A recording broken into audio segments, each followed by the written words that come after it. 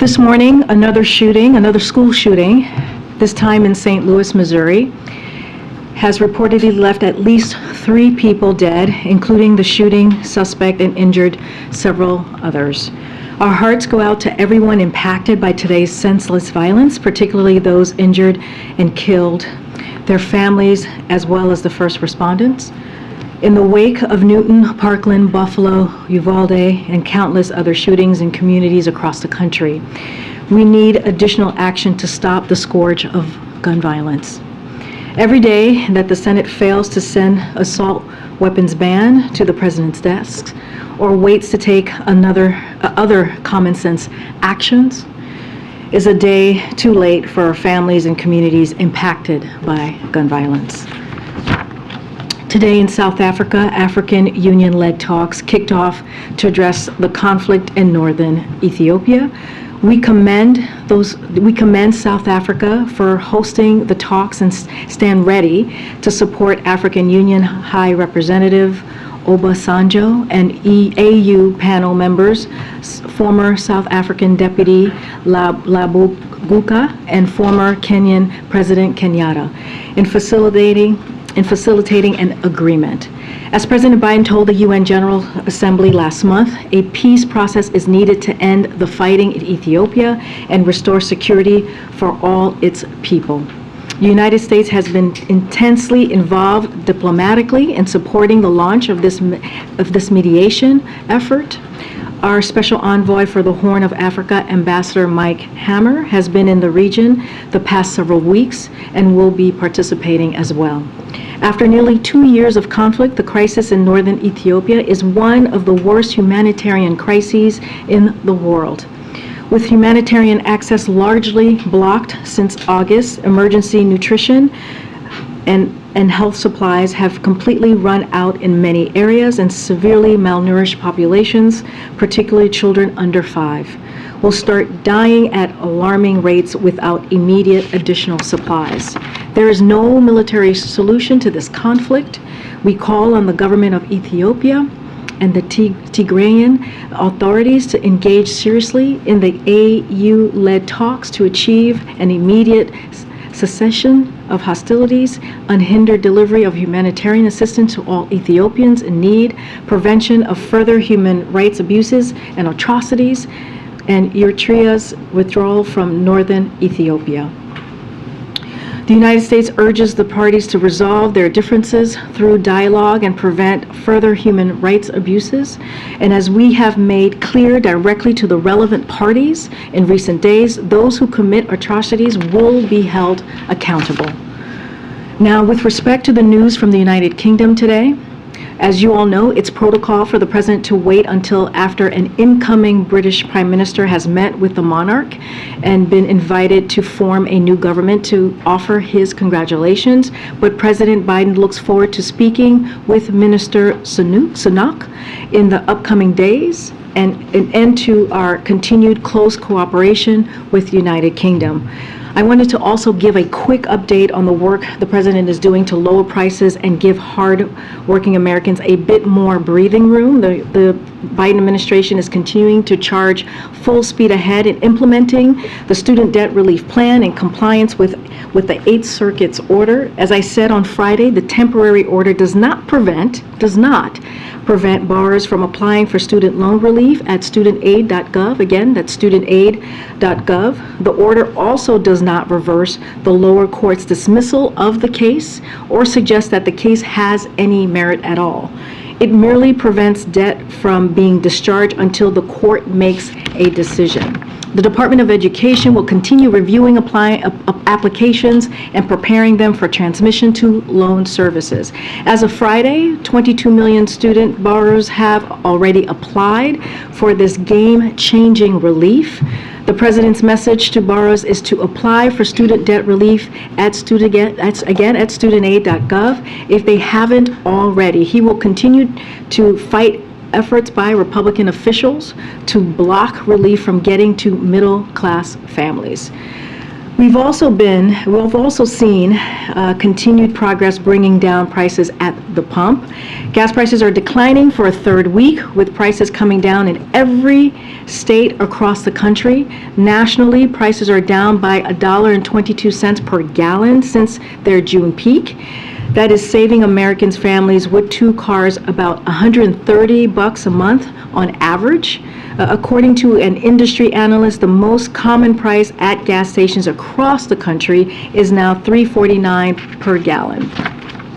Some states that saw increases in recent weeks are now experiencing steep declines. For instance, the price of gas fell by 31 cents in California over the past week. In Oregon and Washington, it has come down by about a quarter per gallon. Ohio, Wisconsin, and Michigan have also seen prices drop by 13 to 15 cents per gallon over this past week alone. The president will continue to do everything he can to lower prices. At the same time, energy companies who are taking in these record profits, as you all know, also need to pass on their lower costs to consumers at the pump. And that is something that the president's going to continue to call on. Finally, we wish a happy Diwali to the millions of Americans who celebrate. This evening, the president and the first lady will host a Diwali reception at the White House. They will be joined by the vice president, who is, of course, the first ever South Asian American vice president in history. The president is looking forward to celebrating this festival of lights here at the White House, along with millions of Americans who observe this sacred holiday and who have made it an important part of American culture. With that, Colleen, you want to take the first question? Thanks, Karine. So you mentioned the St. Louis shooting, and the president just a little while ago was talking about how he'd like to pass an assault weapons ban. What's the way forward if the Democrats don't control the House? Well, let's not forget the president was able to do something just this past couple of months that hadn't been done in 30 years, which is passing a bipartisan bill on getting to that next step of dealing with gun violence. So that is something, because of the president's leadership, that he was able to do. And so he's going to continue to work on that. You have to remember, 30 years ago, he was one of the leaders to ban assault weapons. So he knows what it means to get it done. He knows the work that needs to get that done as well. But look, I think this is part of, you ask us all the time, every time you ask me here at the podium, what is the president's message to Americans? His message to Americans is there's a choice. There is going to be a choice that Americans are going to have to make, without me getting into elections or getting into politics from here. But it's very clear. If you think about what Democrats want to do, if you think about what congressional Democrats and this president have already done, lower costs, if you think about what we're doing with our economic policies, creating jobs, making an economy that doesn't leave anybody behind but builds it from the bottom up and the middle out, that is so incredibly important. And what congressional Republicans want to do is take that all away. But there's also, how do we look at the future? How do we look at the things that we want to continue to do? And that's one of them, right? Banning assault weapons. How do we look at how we're going to protect women's health, right? Women's right to choose. That is making sure we codify Roe. What congressional Republicans want to do is they want to go ahead and codify Dobbs, right? They want to make that a national ban. They want to make abortion a national ban, which means that it doesn't matter if you're in a red or blue state. That right is going to be taken away from you. One other question. How concerned is the administration about security around elections this upcoming cycle? That's a very good question, and that is something that clearly we're monitoring very closely. Just a couple of things that we want to share with all of you on this is that the federal government is committed to working with our state and local partners to ensure the security of our election system, from voter registration all the way to vote tabulation. Recently, FBI and CISA issued a joint PSA focusing on America's election security and preparedness. They assess that any attempts by cyber actors to compromise election infrastructure are unlikely to result in large-scale disruptions or prevent voting. As of the date of October 4th, the FBI and CISA had no reporting to cyber activity has ever prevented a registered voter from casting a ballot, compromised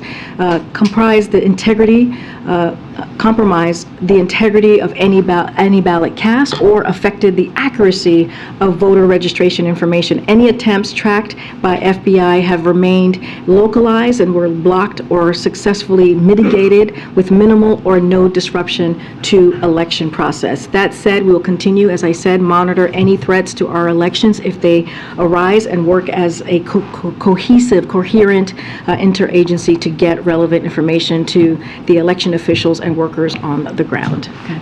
Thank you. You just mentioned that 22 million people have applied to have their student loans forgiven. They are expecting to have some or all of their debt cleared. You called it game-changing. How confident is the White House in your authority to actually clear this debt? And do you have any concern that you may be giving millions of Americans false hope? Look, the president was very clear that what he was trying to do. He was trying to make sure that we gave middle-class Americans who are feeling a tight squeeze, especially coming out of dealing with this pandemic, an opportunity to be able to take away the student debt that really holds people down, if you think about it, in order to start a family, in order to put money down on a house. And so the president's going to do everything that he can to make sure that we get this done. Again, I mentioned 22 million people have signed up, but this could help up to 40 million people.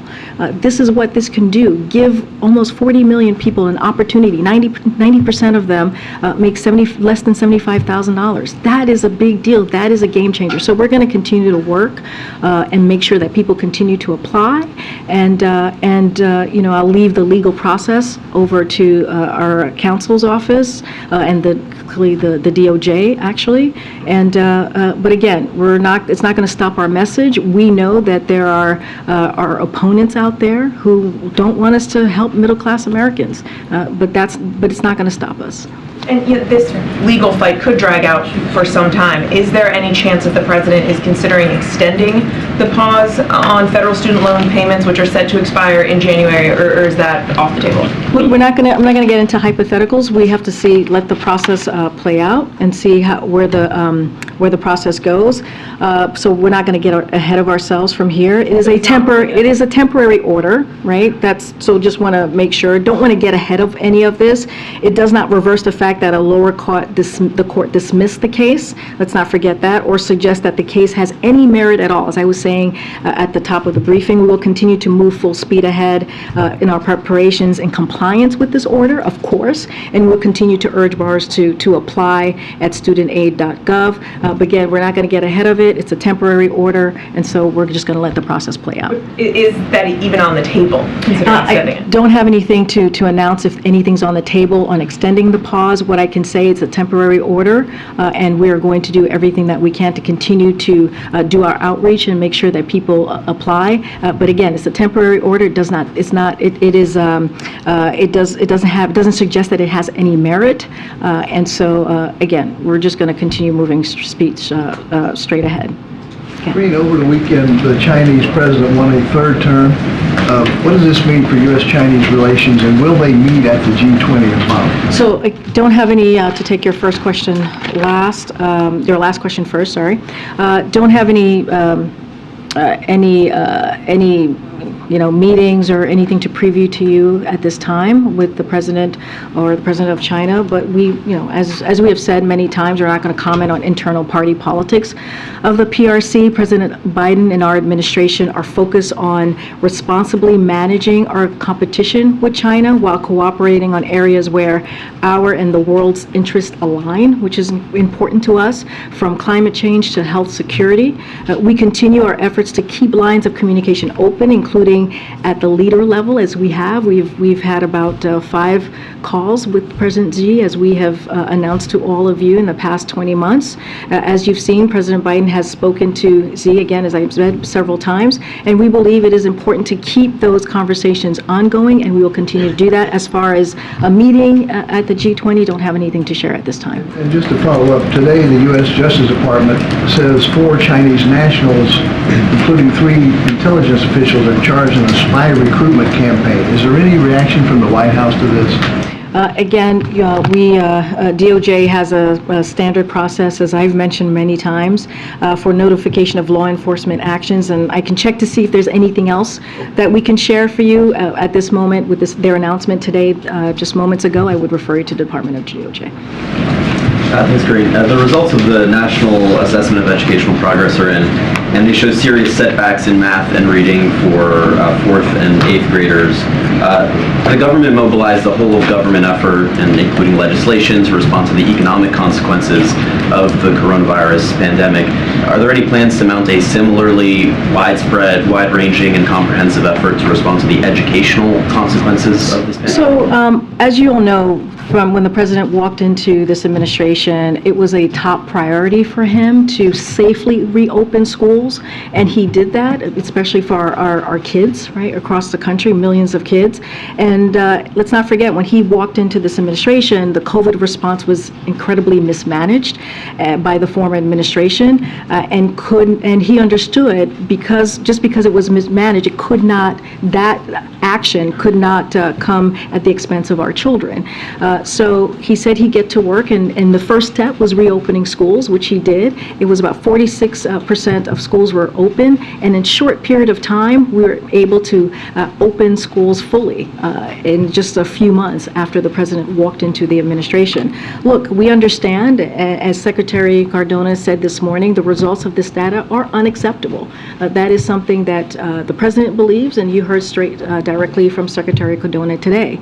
So we always knew that getting schools open would not be enough. That's why it was the first thing that we had to do. A once-in-a-generation virus has had profound impacts on our students, as we've seen from the data. And thankfully, the American Rescue Plan, to your point, that was a government approach to make sure that it provided essential funds to help students catch up academically and address the pandemic's impact on their mental health. And let's not forget that the American Rescue Plan was something only Democrats voted for. No congressional Republicans voted for that piece of legislation, which was critical to getting our economy back up, including opening up schools. So we're focused on ensuring schools across the country to use the American Rescue Plan funds to help students recover, and we have already launched nationwide efforts to get students recovered with efforts we know that work, to hire more high-quality educators and expand tutoring, summer and after-school programs bolstered by these very, very funds that the first major piece of legislation that this president was able to pass when he walked into the administration. And then the president said last week that he's gotten 16 to 18 requests to campaign in these closing weeks. But other than a trip to Pennsylvania, he's got no campaign travel scheduled for this week.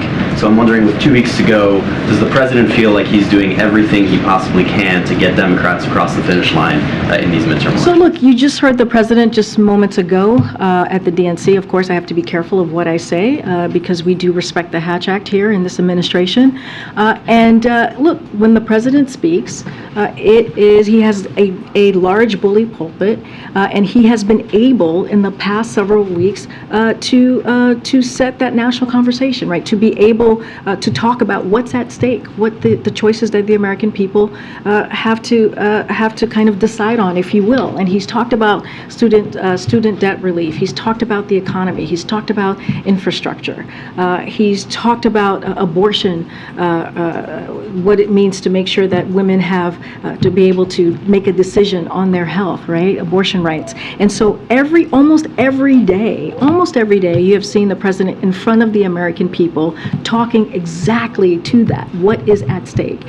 And let's not forget, we are actually laying out issues and policies that are very popular with the American people, that are issues that the American people want to see when you think about lowering cost.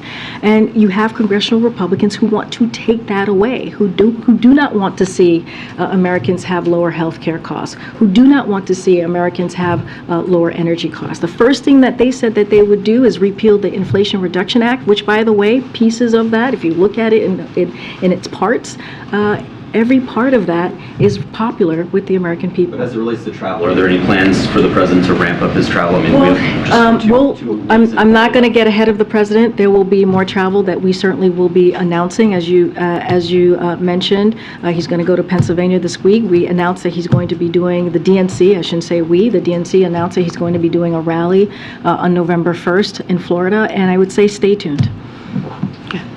With the Israeli president coming for a visit, it comes at a time when there has been a notable uptick in some prominent anti-Semitism and some questions about how Republicans are responding to that, how the culture is responding to that. What is the president's view of how that might even influence the visit or be a subject of the visit, or how he believes the country should be responding to that? Kanye West has been a part of it. Others have been asked to respond to the corporate side of those sort of notable instances. So I could just speak for the president and how he feels, and he feels that our administration and himself should respond to this. Let's not forget, the president ran on healing the soul of our nation, right? After years of just years of division, years of hatred. And so he's been very clear on that and how important it is to make sure that he does that in this administration. So when racism or anti-Semitism rears its ugly head, he is going to call it out. And he has called it out.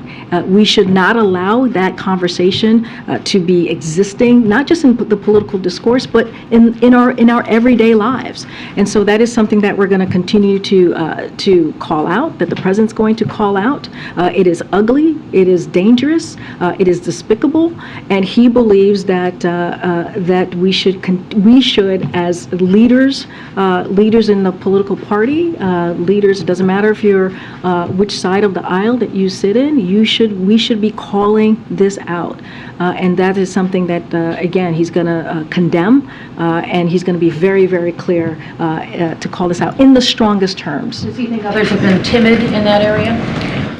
I've talked about this before when we saw the situation in Los Angeles, and I was asked about the city council members specifically in Los Angeles, and they were Democrats. And we were very clear, it doesn't matter if there's a D or an R after your name, that we should call this out. And what is sad about this is you see Republicans in Congress who make these horrific, and not just in Congress, but across the spectrum, make these really vile and despicable comments about racism and anti-Semitism, and they don't call it out. And that is not going to be how the president is going to handle situations like this. He is going to call it out regardless of what side of the aisle you sit on, regardless of, again, if there's a D or an R after your name. There is no place at all for that type of vile belief or language in our political discourse. Go ahead, Jackie. Thanks. On student loan forgiveness. Okay, sorry. No, it's okay. It's hard. Student loans. If the legal challenges are resolved, do you expect that anyone will get their loans forgiven before the midterms? Look, we're not doing this. That's not our goal here, is to get this done before the midterms. That's not something, just want to make sure, clear that up.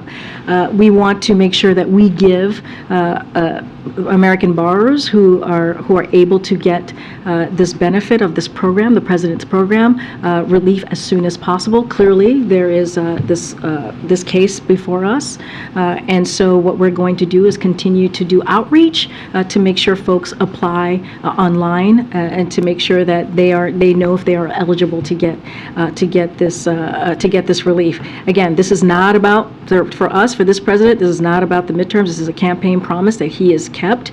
This is another way to make sure that we are giving Americans a little bit more of a breathing room. This is another way, as we're dealing with high costs, Americans are dealing with high cost, that they have an opportunity in this regard with student debt relief to give, again, a little bit more of space to breathe and a little bit more opportunity to get things done for their families. And very quickly, we saw the First Lady in a Phillies t-shirt yesterday. Should we expect that they're going to go to the World Series? I don't have anything to announce, but as you know, the First Lady is very excited about her team going into the World Series. I don't have any scheduling to announce. I don't know. I don't have anything to share at this time, but clearly there is some excitement in the Biden household. Jackie. Thanks, Karine. Today, the president seemed to be countering some of this GOP messaging on the economy, and he told people that Republicans like to call Democrats big spenders, and people should look at the facts. But the facts don't seem to be exactly how he's painting it on some of these issues. He has claimed repeatedly that the administration reduced the deficit, but if you break it down, spending was high because of the pandemic, those programs expired, and that brought down the deficit, and then that deficit reduction was spent on canceling student loans, and then on the jobs claims that he made. He said that President Trump was the first since Hoover to lose jobs during his administration, but and he claimed that he had created 10 million new jobs, but in reality, those jobs have mostly been added back, and the Bureau of Labor Statistics says only about 514,000 jobs have been newly created. So how are people supposed to take this kind of messaging on their most important issue seriously when some of this feels like smoke and mirrors? Well, let me tell you what the American people should take very, very seriously. Let me remind you of the Trump tax cut of 2017, $2 trillion that was not paid for, so I want to be very clear about that. And let me also remind the American people of what was happening in January of 2020, January 20th or 21 of 2020, 2021, which was that American businesses, small businesses were shutting down. I just talked about schools. Only 46% of schools were shut down. There was not a real comprehensive COVID response and making sure that people got shots in their arms. And because of the American Rescue Plan, which is something that Republicans refused to work on, refused to vote on, the American Rescue Plan got those schools open, got those small businesses open again, and really made us and put us in a place where the economy turned back on. And we saw historic, don't listen to us, you're giving me data, but there's also data that shows that unemployment is the lowest that it's been in 50 years. It also shows that what we were able to do, even with the strong labor market, that was because of the plan, the economic policies that the president put forth. So he put in the work. And here's the thing, and I'll add more, and I'm happy to hear your next question. Congressional Republicans have been very, very clear on what they want to do. And this is the choice that the president talks about that Americans have to decide on. They have to make.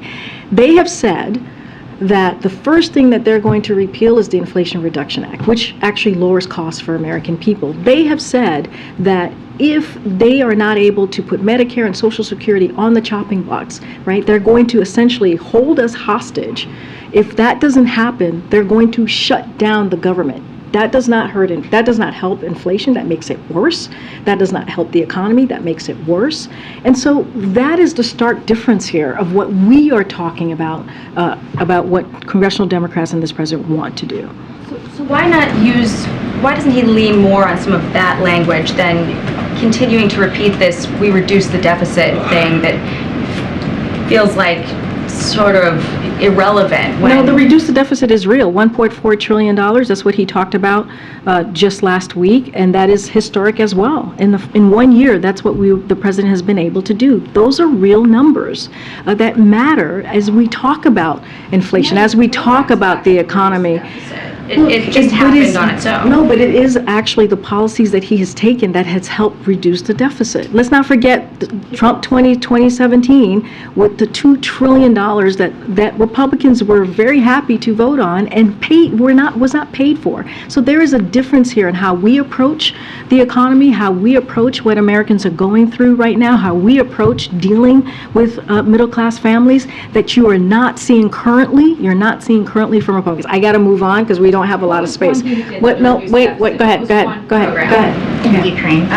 So as the president talked about his economic policies on Friday and today in the context of the midterms, he said he thought there would be a shift for the Democrats. Can you provide any clarity about what he meant by shift? Shift from what to what? So I want to also be very careful here in talking about elections or politics.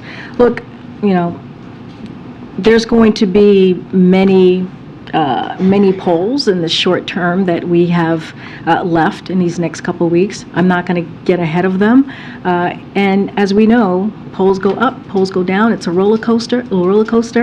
And so I don't want to get ahead of that. I'll just let his words stand because, again, he was talking about the midterm, so I don't want to dive too much into it. But again, there's going to be a lot of movement in the next couple of weeks, and I think that's what he was speaking to. Okay, I have a question about the war as well. Secretary Blinken has already said that the U.S. believes that Russia's claims that Ukraine is preparing to use a dirty bomb are false claims.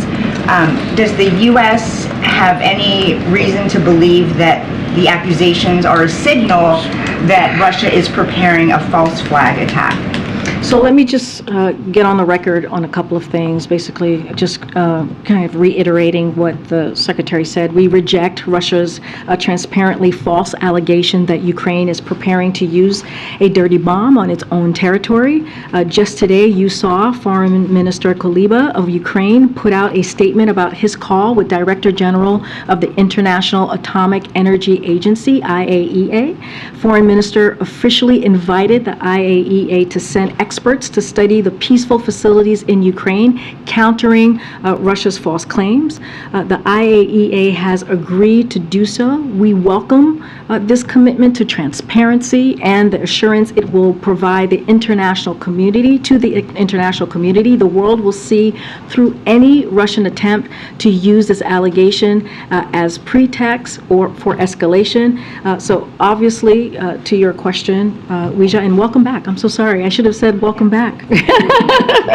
Welcome back, and congratulations to you and your growing family. But obviously, we are concerned about the false allegation being used as a pretext for further escalation.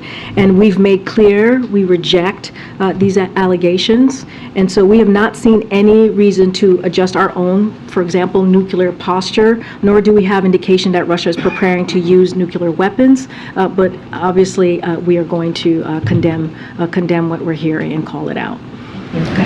Thanks, Karine. Late Friday, the Department of Homeland Security released the latest numbers on border interactions with the Border Patrol. They show that over the course of fiscal year 2022, 2.4 million encounters happened on the southern border. That's the most ever on record.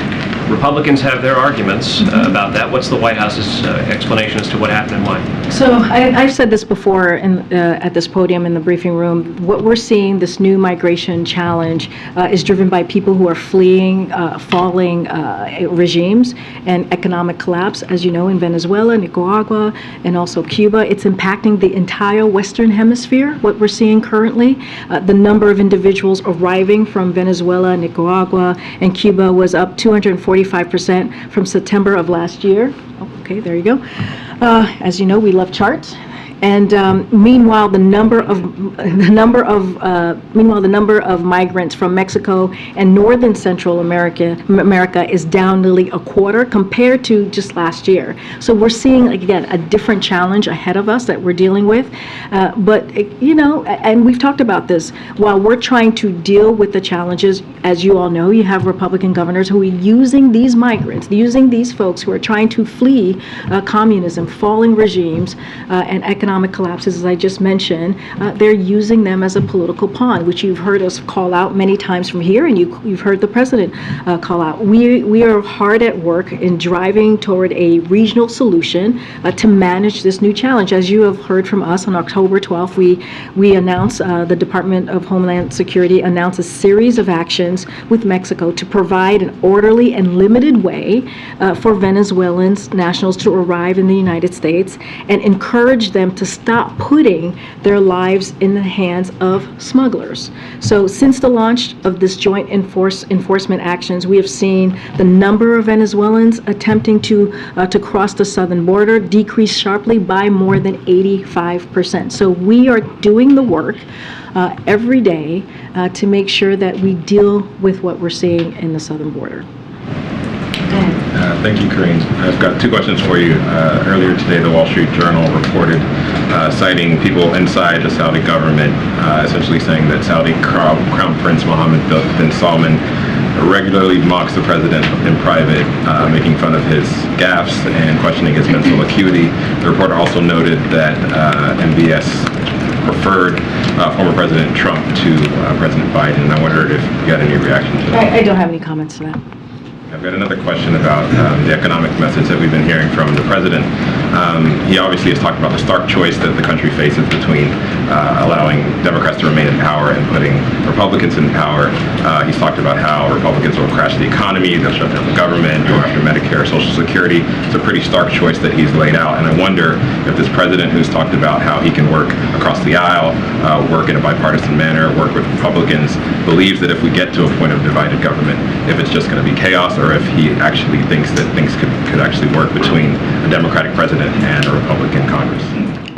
So let me say something about your first question. I'm not going to comment about, kind of ridiculous statements. I'm not going to comment on that. But I'll be very clear. The president has been very clear from the beginning of this administration that we needed to review our relationship with Saudi Arabia. And so that is something that we are going to continue to review. And once we have something to share, we certainly share that. The decisions that OPEC Plus made recently, we saw it as them aligning with Russia. And that is going to hurt many economies across the globe. And so, the president is going to have more to say on that, and when he does, you'll hear directly from him. On your I'm not going to give it any more light. I'm just saying that more broadly. And on your second question, look, it's not. Don't take my word of it. What they're going to do to the economy. The congressional Republicans have been very, very clear. They have said that they want to put Medicare and Social Security on the chopping blocks. They have said that. That is their plan. And if they do that, that is going to hurt Americans. And if they don't get that, they said that they would shut down the government. That is what Republicans have said. They also have said that they were going to repeal Inflation Reduction Act. Again, that's going to, if they do that, it will take away the power that Medicare has to negotiate, that they now have to negotiate prices for seniors to lower those prescription drug prices. They would take that away in a time when middle-class families are dealing with inflation. They want to take that away. This is also a plan, as you know, that deals with climate change in a real way, and they want to take that away. So that's them. That is them saying that we are laying down the choice between congressional Democrats and congressional Republicans. Okay. Is the president ruling out any budget cuts, including discretionary spending cuts, or just Social Security and Medicare? I don't have anything else to share on any policy updates. And then on deficit reduction, the fact that the White House is celebrating deficit reduction, to build on Jackie's question, does that mean the president thinks that the deficit should be reduced even further next year? Would more deficit reduction be economically good at this point? So he's going to do everything that we can to continue to reduce the deficit. I don't have any number to share, but he's going to do everything that he possibly can. Karine, back on the China meeting, I know you guys are still working through that and you don't want to weigh in on internal politics there, but Can you say from your point of view, if this meeting is to occur, given what we've just seen play out in Beijing, what kind of goals do you have going into that, given that the Chinese leader seems to be doubling down on a lot of isolationist policies? Again, I'm not going to get ahead of the president and what a meeting that could potentially happen or not happen and what the agenda would be. As you know, the president has talked to President Xi several times. We've given a readout of that conversation, of how the conversation has gone and what has been the agenda on those several conversations. I'm not going to get ahead of the president on this. Can you just say right now, given, following the Pelosi visit, China shut down a lot of channels of communication. Are you confident right now that you have enough channels open to actually plan this meeting and make sure that you convey exactly what you're trying to get out of it and hear the Chinese side? Like I said, we continue our efforts to keep lines of communication open, including at the leader level. So that is something that we have been doing for some time now, and we're going to continue to make that happen. One in Africa, Thank you, Karine. Two questions. First, it's been tradition for presidents of both parties the day after the midterms to hold a news conference to talk about what the voters of America have decided the night before. Can you commit that the president will do that this time around? I don't have anything to read out to you or to lay out on the schedule for the president post-election. I'm certainly not going to get ahead of him or ahead of any announcement that we're going to make. And on another matter, earlier today, a group of 30 House liberals sent a letter to the White House urging the president to shift his strategy on the Ukraine war, saying that more direct negotiation, direct contact with Russia was needed. That's something the White House to this point has not done, being deferential to the Ukrainians. So my two questions on that were, does the White House plan to shift course? And secondly, is the White House concerned that there may be some fracturing here of Democratic support for the war effort?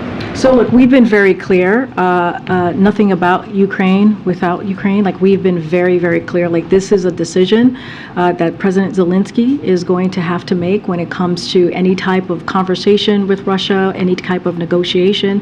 That is something that Ukrainians need to make. We will continue to support them as long as it takes. Again, this is, and I've said this many times, this is a war, an unprovoked war, a brutal war that President Putin has created. He can end this war at any time. He can end it today if he wishes. And we are going to continue to support the brave Ukrainians who are fighting every day for their freedom and who are fighting every day for their sovereignty. Again, that is up to President Zelensky and the Ukrainian people. Is there any concern, though, about this being the first time that a group of Democrats is questioning the White House's strategy? So I have not seen this letter. I will say this, that we're certainly very thankful of the bipartisan support that we have seen over the past several months during this war from Congress, and we're going to continue to keep those lines of communications open and continue to have conversations with members of Congress. Don't have a direct response at this time to the letter. Okay. Thanks, Karine. Two questions on COVID. Can you give us a preview of what the president's going to say in his remarks tomorrow when he gets his updated shot? Yep. I do have something for you all for tomorrow. So for the president, it's important for him to publicly receive his updated COVID vaccine tomorrow. As you all know, it's the right time for him to get it after his infection this summer. And he wants to send a signal to the American people that the vaccine is safe, effective, widely available, and also free. Ahead of the winter, and as more subvariants arise, there is a real urgency to getting the updated vaccine right now, and you can expect him to make that point very clearly to all of you tomorrow. And fortunately, the vaccines we've invested in targeted BA.5 and will be effective against these types of subvariants that we see thus far. We'll have more detail to preview ahead of his shot and remarks, but what I can say is that we're continuing to see encouraging trends in vaccinations. For example, in the first 3 weeks, we saw about 7.5 million shots. In the last 3 weeks, we've seen almost 12 million. That's a nearly 60% increase. That's important progress, and we know numbers are higher after the weekend. The big administration focus is on reaching those at the highest risk, particularly our seniors, seniors, and there's good progress there. Half of shots have gone to seniors, and that means almost 10 million seniors, nearly 1 in 5 seniors, have already gotten their updated vaccine. We're doing outreach on the ground. We're using existing funds for targeted paid media, and continue to push everyone with a platform to spread the word, which will be a portion of tomorrow's event as well. Can I follow up on COVID? Go ahead. Thanks, Karine.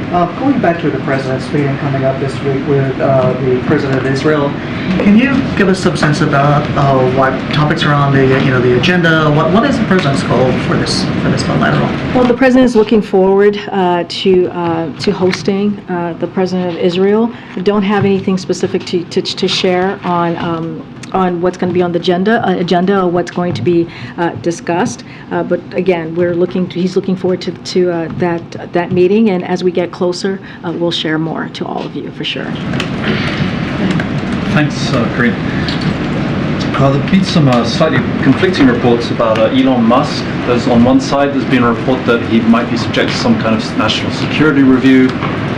There's been kind of trolling on Twitter, communicating with Medvedev on Twitter. So there's been a little bit of confusion about what his role is there.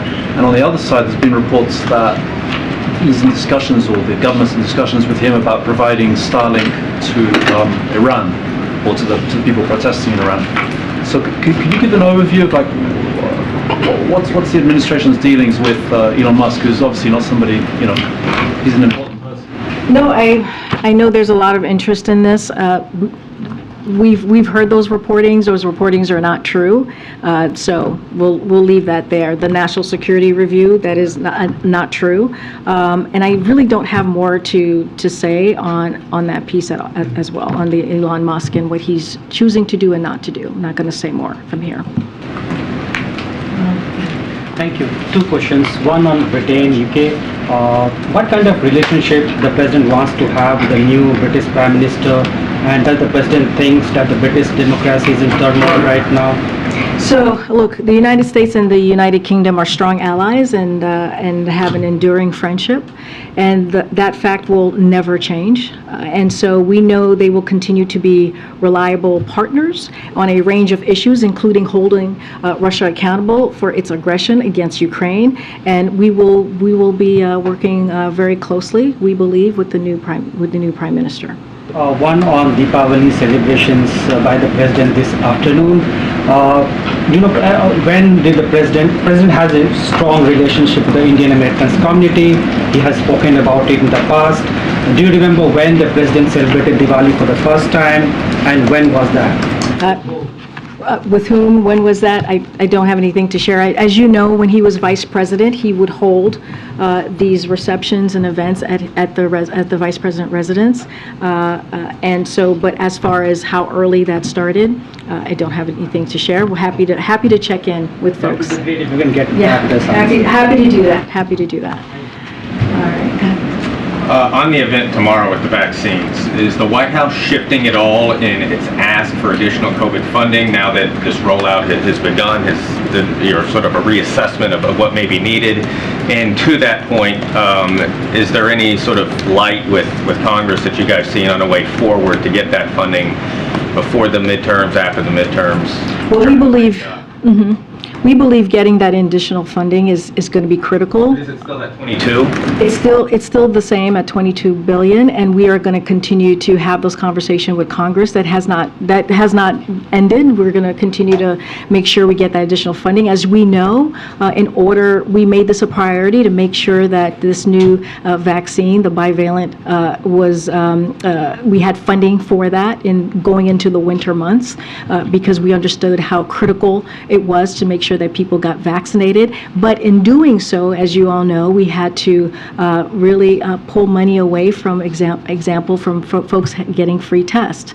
And so we've been very clear with Congress for the past several months on how critical it is to continue this funding, to have our front foot, if you will, on making sure that we have new vaccines and making sure that we have the continued treatment to offer that to people for free.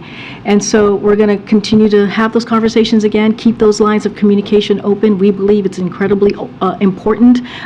What we are doing right now, this campaign that we're doing for this bivalent vaccine, is for the winter months. And after that, there is no funding available, and so we have to make sure that that Congress acts. Congress needs to act on getting more funding for COVID. Follow up on COVID. Okay, I'll take one last one. Go ahead, Phil. Thank you. There's reporting out of Forbes that TikTok's China-based parent company, ByteDance, plan to use the TikTok app to track the physical location of specific Americans. My question is, does the administration still believe that it's safe for Americans to use TikTok?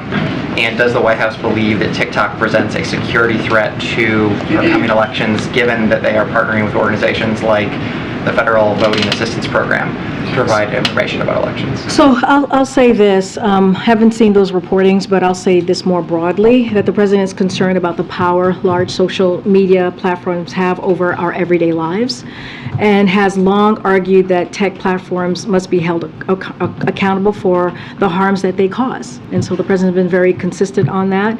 And the president has long been a supporter of fundamental reforms to achieve that goal, including reforming Section 230, as you've heard us say many times. His stance on Section 230 is not new, and it's something he made clear on the campaign trail as one. This continues to be his position on that specific story. I can't comment from here, and so I'll leave it there as how he sees social media more broadly. Well, then to follow up, I understand that there are these concerns about big tech and social media, but the TikTok and national security implications seem to be unique. And this isn't the first time that TikTok's ties to China have been scrutinized. I know the administration has made use of TikTok several times over the course of the last 2 years. Will the president and the White House continue to make use of this platform, given that there are serious red flags? So again, let me talk to the National Security Council team on that specific report that you are laying out at this time, and then we'll respond. Thank you. All right, thanks everybody. I'll see you guys tomorrow. Press conferences has led to misinformation or contributed to I'll see you guys misinformation. tomorrow.